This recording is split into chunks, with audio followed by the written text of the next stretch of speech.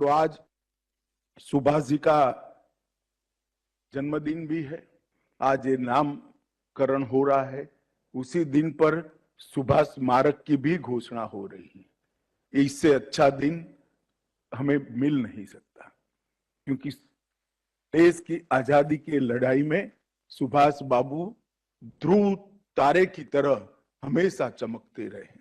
उनका 15,000 किलोमीटर का लॉन्ग मार्च, आज भी वो रूट देखते हैं, वो रूट पढ़ते हैं और रूट के तापमान और उस वक्त के मौसम का जायजा लेते हैं तो कम कमी आ जाती है। कितना साहस होगा वो व्यक्ति में, जो कलकत्ते से लेकर बर्लिन तक बाय मोटर ये गाड़ी से -45 डिग्री टेम्परेचर से गुजरते हुए देश को आजाद कराने के लिए पहुंचा। परंतु दुर्भाग्य की बात है, सुभाष बाबू को भुलाने का बहुत प्रयास हुआ, मगर कहते हैं ना, जो वीर होते हैं वो अपनी स्मृति के लिए किसी के मोहताज नहीं होते हैं। वो स्मृति उनकी वीरता के साथ ही हो।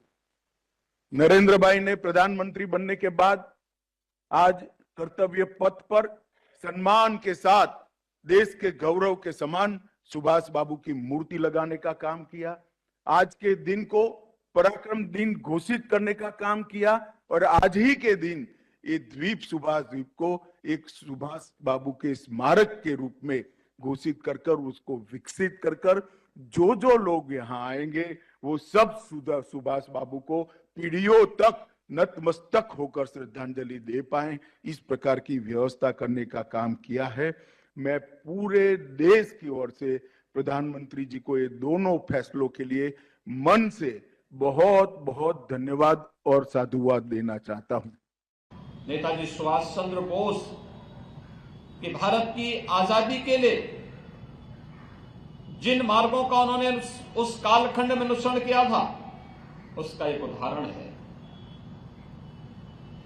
नेताजी सुभाष चंद्र बोस ने उस समय जो स्लोगन दिए थे, चाहे वह दिल्ली चलो का नारा हो, चाहे वह जय हिंद का नारा हो, जो आज भी हम सब के अंदर एक नया रोमांच पैदा करता है, और चाहे इस देश के युवाओं के मन में इस भाव को पैदा करने के लिए कि देश की आजादी के लिए जो उन्होंने दिया था, जो भारत के प्रत्येक जवान पर वो नारा अक्सर सुनने को मिलता है कि तुम मुझे खून दो, मैं तुम्हें आजादी दूंगा, यह अपने आप में ही हर भारतवासी को रोमांचित कर देता है। यह अवसर हमारे लिए अत्यंत महान अवसर है, जब देश आजादी के अमृत महोत्सव वर्ष के भव्य आयोजन के बाद, हर घर तिरंगा के कार्यक्रम को सफलतापूर्वक आगे बढ़ाने के बाद अब आजादी के अमृत काल में प्रवेश कर चुका है। स्वाभाविक रूप से इस देश को दुनिया की सबसे बड़ी ताकत बनाने के लिए प्रधानमंत्री मोदी जी के नेतृत्व में जो कार्यक्रम चल रहे हैं, उन सभी कार्यक्रमों को हर भारतवासी अगर अपने कर्तव्यों का पालन करना प्रारंभ करेगा, स्वाभाविक रूप से नेताजी सुभाष चंद्र बोस जैसे भारत माता के अमर सपूतों और आजादी के महानायकों के वे सपने साकार होंगे, जिन्होंने देश भारत को दुनिया की एक बड़ी ताकत, एक स्वतंत्र भारत को दुनिया की एक बड़ी ताकत के रूप में स्थापित करने का देखा था। आज हम सब आजादी के इस महानायक को उनकी पावन जयंती के रूप में स्मरण कर रहे हैं। मैं इस अवसर पर देश की आजादी के लिए एक सुरक्षित और स्वावलंबी भारत बनाने का उनका जो सपना था, उस सपने के लिए आज भारत सकारात्मक दिशा में प्रधानमंत्री मोदी जी के नेतृत्व में आगे बढ़ा है। हमें पूरा विश्वास है कि हर भारतवासी नेताजी सुभाष चंद्र बोस के सपने को साकार करने के लिए अपने स्तर पर योगदान देगा। मैं इस अवसर पर प्रदेशवासियों की ओर से नेताजी सुभाष चंद्र बोस के द्वारा देश की आजादी के लिए किए गए योगदान के लिए कृतज्ञता ज्ञापित करते हुए कोटि कोटि नमन करता हूं। जय हिंद। आज पूरा देश आजादी के महानायक नेताजी सुभाष चंद्र बोस को उनकी पावन जयंती पर स्मरण करते हुए नमन कर रहा है। देश की आजादी के आंदोलन में नेताजी के द्वारा किए गए योगदान के प्रति कृतज्ञता ज्ञापित करने के लिए आदरणीय प्रधानमंत्री जी ने 2021 में 23 जनवरी की तिथि को पराक्रम दिवस के रूप में आयोजित करने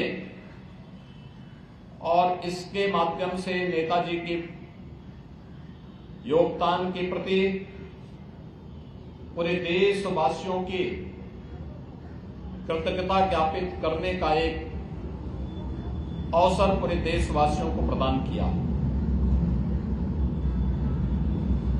आज पूरा भारत नेताजी सुभाष चंद्र बोस के प्रति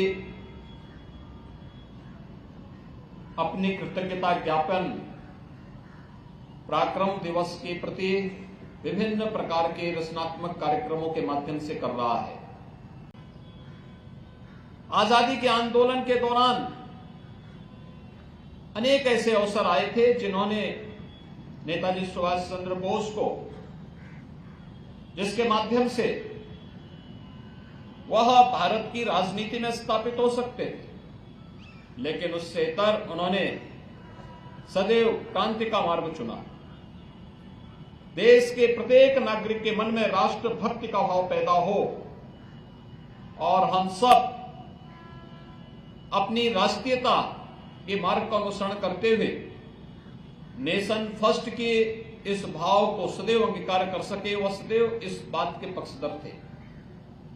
न केवल भारत के अंदर बल्कि दुनिया के अंदर अनेक देशों में रह करके, जर्मनी है, जापान है, सिंगापुर है, इन सभी देशों में, दुनिया के तमाम देशों में रह करके वहां के भारतवंशियों के साथ मिलकर के भारत की आजादी का अलग जगाते रहे।